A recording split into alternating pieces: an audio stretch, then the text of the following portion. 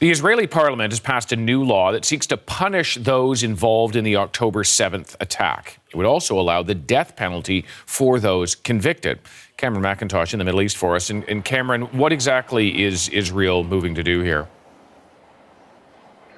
Well, this is pretty significant. Israel has had the death penalty on the books for a very long time, but it's only really been used a couple of times under very specific and narrow circumstances. So effectively, Israel is a state that doesn't use capital punishment.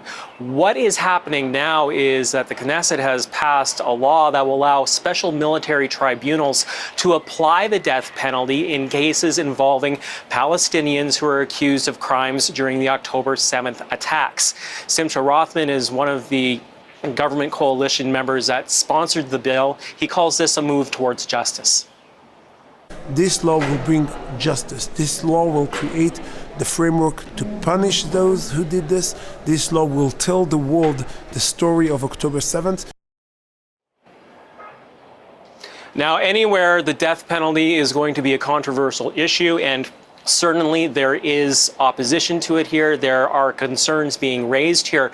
But within the political community, both the government and the opposition, there is widespread support for this. This bill passed the Knesset 93-0 with about a couple of dozen abstentions. So that's saying something in the very fraught world of Israeli politics. Shelley Talmurin is an opposition MP who supports the bill. She says it's balanced.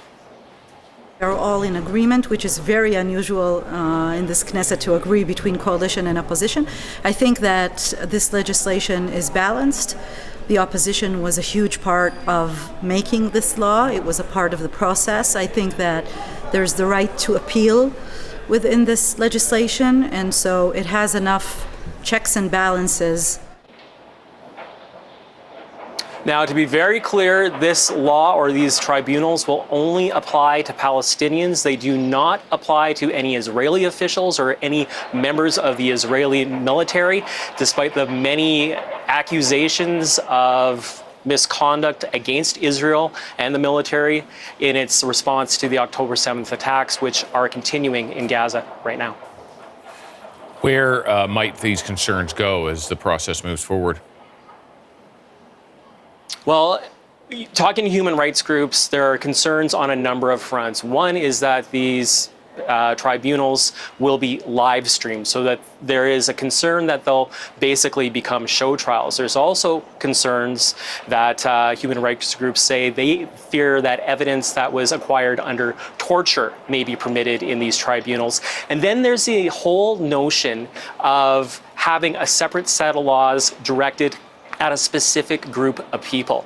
Muna Haddad is with the human rights group Adala. It's problematic because it contravenes the basic ideas of criminal law and basic ideas of any system, where you need to have one system and bring people to trial, to justice under the same laws. And what this legislation does, it's a very specific legislation against a specific group that we know are Palestinians. And this is in addition to another law that was passed earlier this year that also involves capital punishment, a law that will permit the death penalty to be used against Palestinians accused of future murders against Israelis. Lawmakers saying that they hope that serves as a deterrent against any future attacks on the scale of October 7th or even smaller. Cameron McIntosh, thank you.